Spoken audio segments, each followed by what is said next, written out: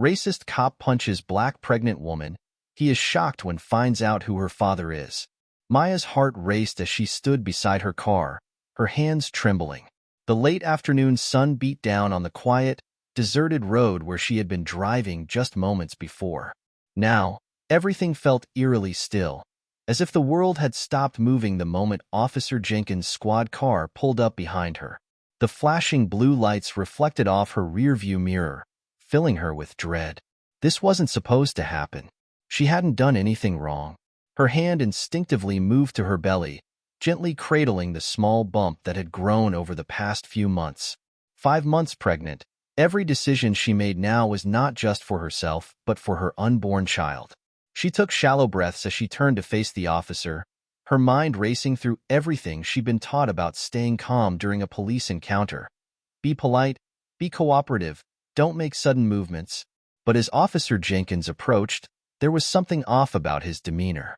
His eyes were cold, his jaw clenched, and his hand hovered over the holster on his hip. From the moment he stepped out of his car, an unmistakable hostility radiated from him, filling the air with tension. Maya felt it deep in her chest, the undeniable warning that something was about to go very wrong. Maya had always been cautious. As a black woman, and now a mother-to-be, the weight of the world often felt heavier on her shoulders. She had grown up hearing stories from her parents and grandparents about how they navigated a society that didn't always see them as equals. Keep your head down, follow the rules, and you'll be fine, her father used to say, but Maya knew it wasn't always that simple. That day, Maya was on her way home from a routine prenatal appointment.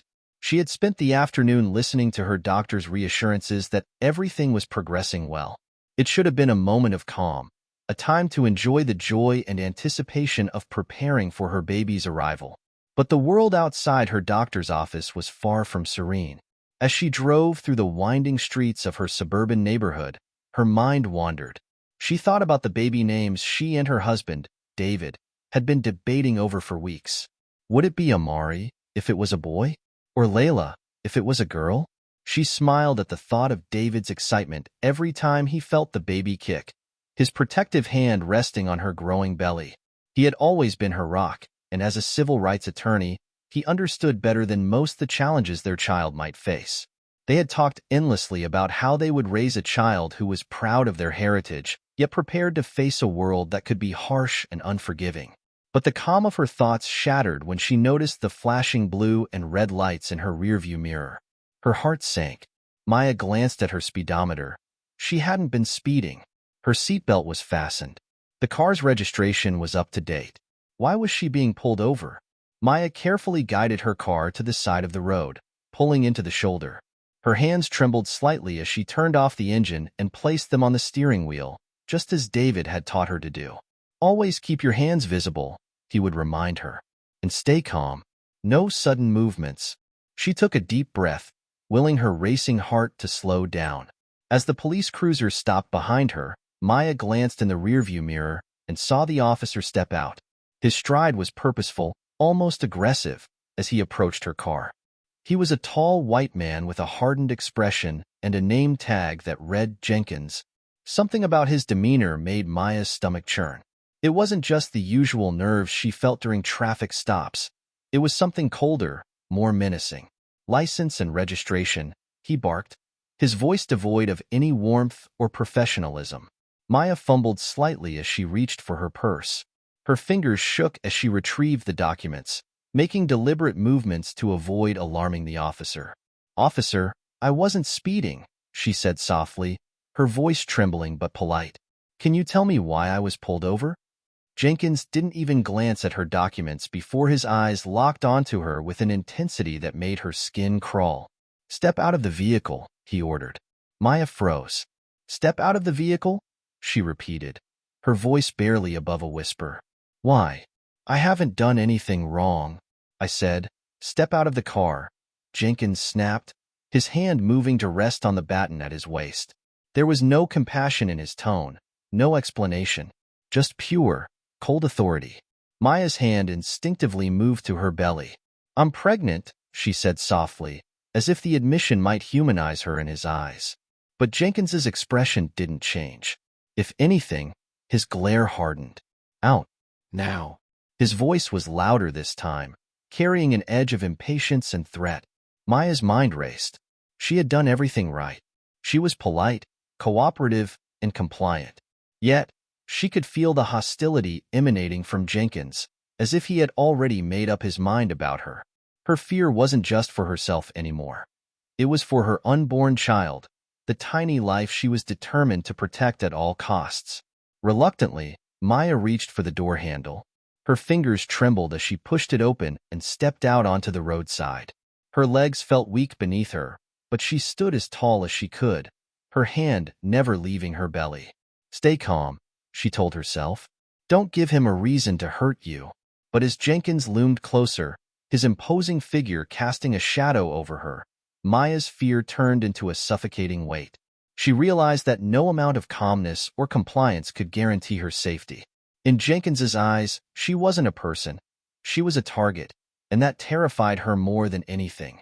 Maya stood by the side of the road, her heart pounding so loudly she thought it might burst. She could feel her pulse in her throat, her palms sweaty despite the cool afternoon breeze. Officer Jenkins loomed over her, his hand still hovering dangerously close to his baton. His cold, calculating eyes scanned her from head to toe, as if searching for some excuse to escalate the situation further. What are you hiding?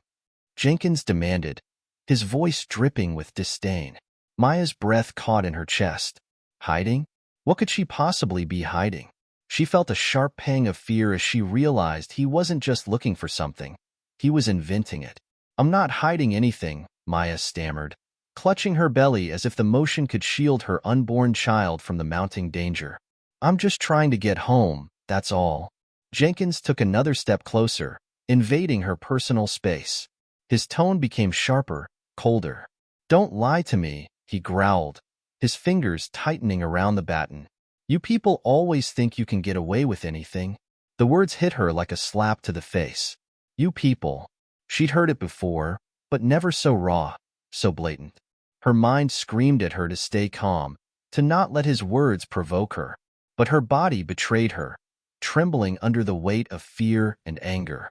I'm not doing anything wrong, she said softly, trying to keep her voice steady, though it wavered with emotion.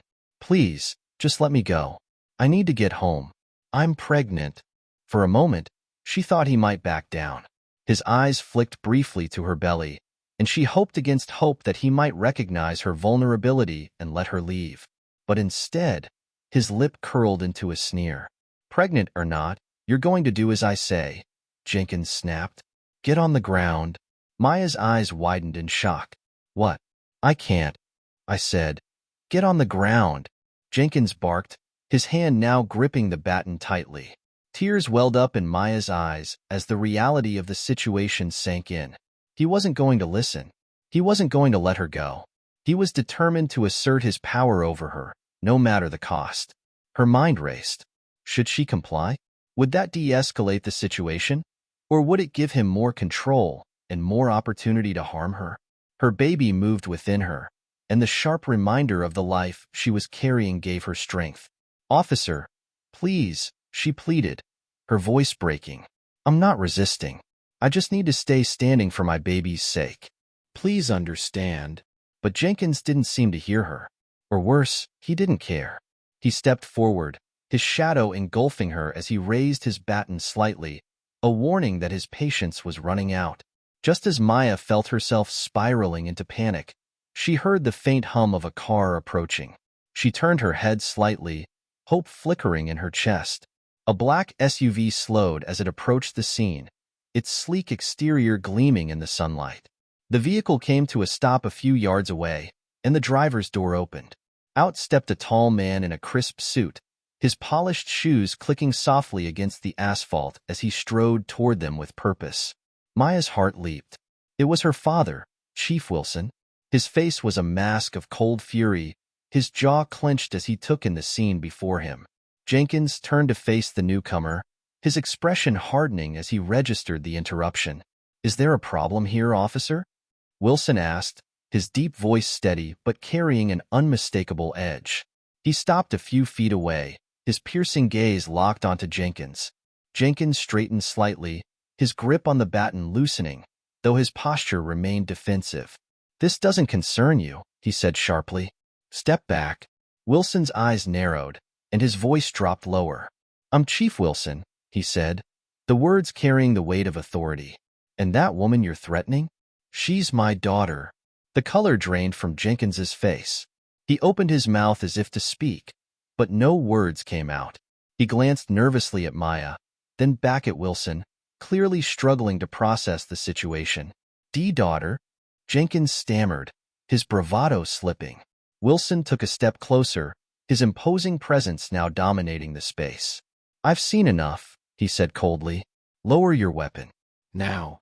For a moment, it seemed as though Jenkins might resist. His hand twitched near the baton, his jaw tightening. But the weight of the situation was bearing down on him. Slowly, he lowered his hand, stepping back reluctantly. Wilson turned to Maya, his expression softening as he reached out to steady her. "Are you okay?" he asked, his voice gentle. Maya nodded shakily, tears streaming down her face. I didn't know what to do," she whispered. Wilson's jaw tightened, his protective instincts flaring.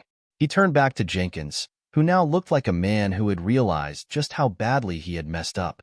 "You'll answer for this," Wilson said, his voice like ice. "Hand over your badge and weapon. You're done here." Jenkins's face contorted with a mix of anger and fear, but he didn't argue.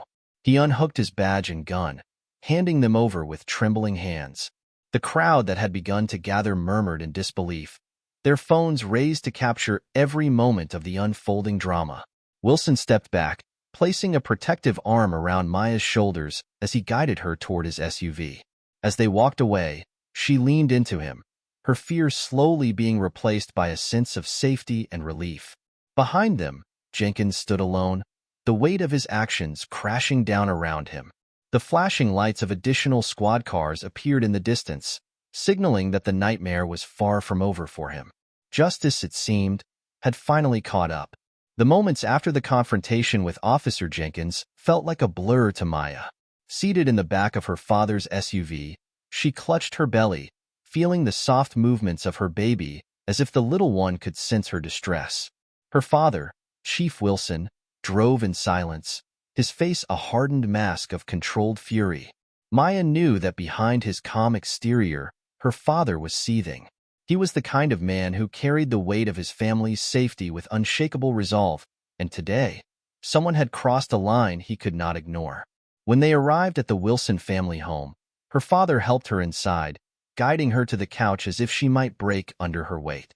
Her mother, Grace, rushed to her side, her hands trembling as she touched Maya's face, her belly, and her arms. "Are you hurt?" Grace asked, her voice laced with worry. Maya shook her head, though her voice cracked as she spoke. "Not physically. But, Mom, it was so close."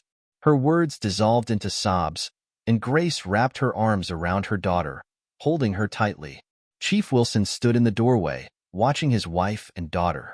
His eyes were dark, his hands clenched into fists at his sides. "I'm handling this," he said firmly, his voice low but charged with determination. "He won't get away with it."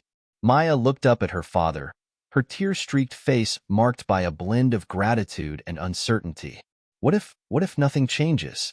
What if he's just another cop who— "He won't be," Wilson interrupted, his voice steady. "Not this time." The next day, Chief Wilson's office became ground zero for action. As head of the city's police department, he had seen his fair share of misconduct cases. But this time, it was personal. He knew the system well enough to understand that change wouldn't happen on its own.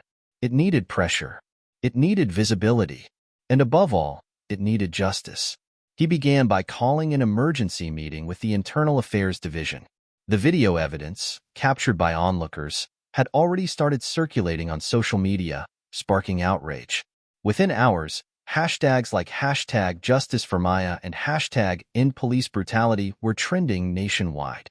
News outlets picked up the story, broadcasting the footage of Officer Jenkins shouting at a visibly pregnant woman and the subsequent arrival of Chief Wilson.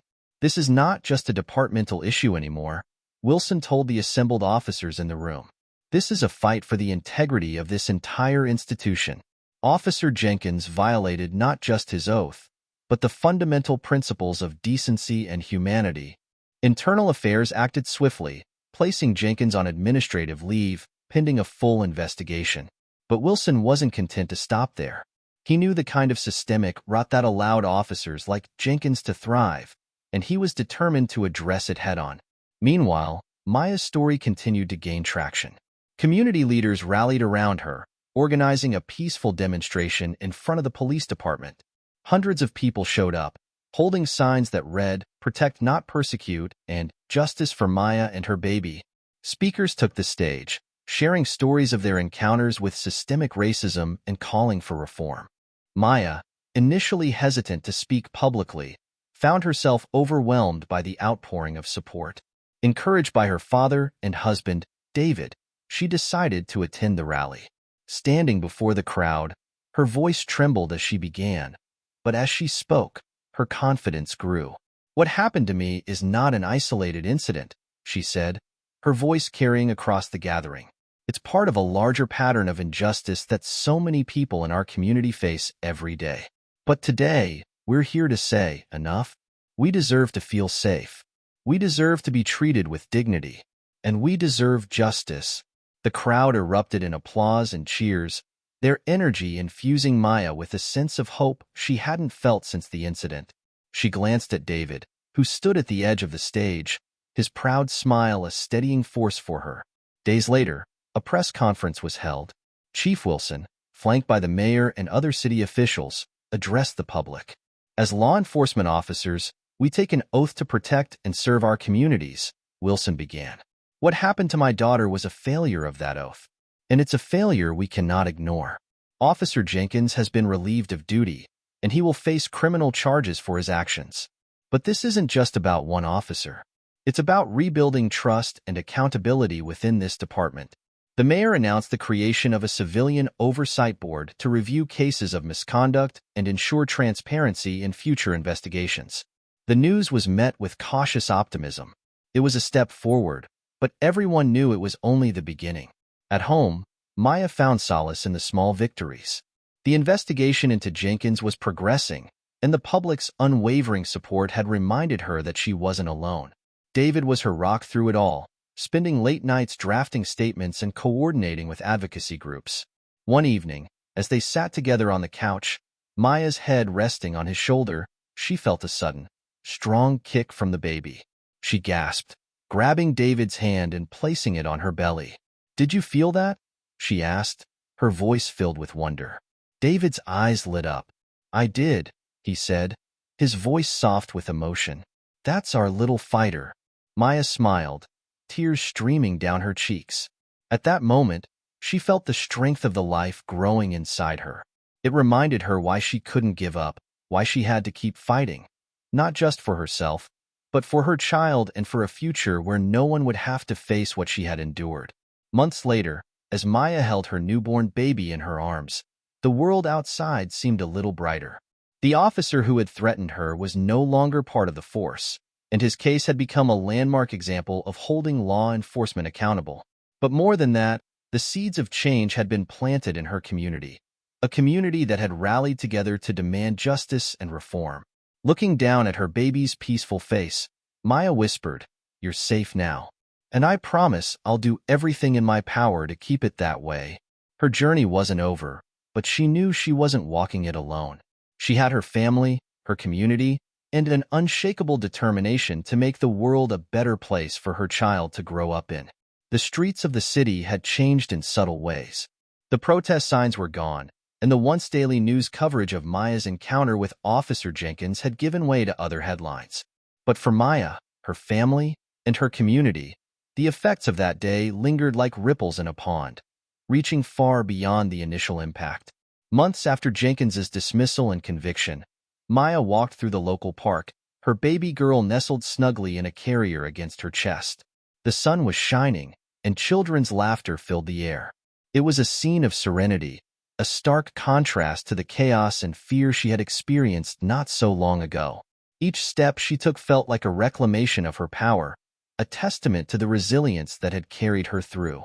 Her father, Chief Wilson, joined her, his hands tucked into the pockets of his jacket. He looked less burdened these days, though Maya knew the fight had taken a toll on him as well. The events surrounding Jenkins's actions had forced him to confront uncomfortable truths about the institution he had dedicated his life to. In the months since, he had worked tirelessly to implement reforms within the department, mandatory de-escalation training, increased accountability measures, and the civilian oversight board that had become a beacon of hope for the community. "You know, Dad," Maya said, her voice thoughtful as she adjusted her baby's hat, "I used to wonder if anything would ever really change. If we could make a difference." Wilson smiled faintly, his gaze fixed on the children playing nearby. "It's not easy," he admitted, "and it's not quick. But change doesn't come from one big moment. It comes from all the little ones that follow. And you started something important, Maya. You stood up. That's not small." Maya glanced down at her daughter, who was sleeping peacefully. "I didn't feel brave," she said quietly. "I felt scared. Every second of it." "That's what bravery is," her father replied, his voice firm. "It's doing what's right even when you're scared." They walked in companionable silence for a while, the weight of his words settling over her. Maya had spent months reflecting on everything that had happened, the fear, the outrage, the overwhelming support that had poured in from friends and strangers alike. She thought about the community rallies, the reforms sparked by her ordeal, and the new conversations about justice and accountability that had taken root. David had been her steadfast partner through it all, never wavering in his support. Together, they had faced the media, the criticism, and the challenges of navigating a legal system that often felt stacked against them. Their bond had grown stronger, fortified by their shared commitment to creating a safer, more equitable world for their daughter. At home that evening, David joined Maya on the couch as they watched their daughter wriggle on her play mat. He reached over and took her hand, giving it a gentle squeeze. "You know, she's going to grow up in a better world because of you," he said, his voice filled with pride.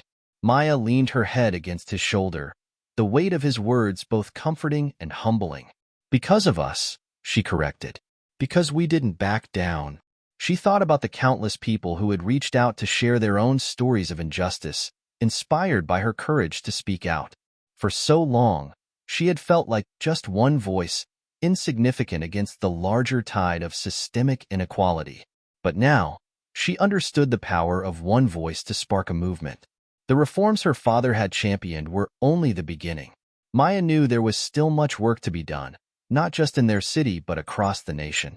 Yet she felt a renewed sense of purpose. She had faced one of her greatest fears and come out the other side stronger, more determined than ever to fight for change. That night, as she rocked her baby to sleep, Maya whispered a promise into the soft, warm silence of the nursery. "I'll keep fighting," she said. "For you, for us, for everyone who deserves to live without fear." Her daughter stirred slightly, her tiny fist curling against Maya's chest. And in that moment, Maya felt the weight of the world lessen just a little, replaced by a fierce hope for the future. A future she was ready to help build, one step at a time.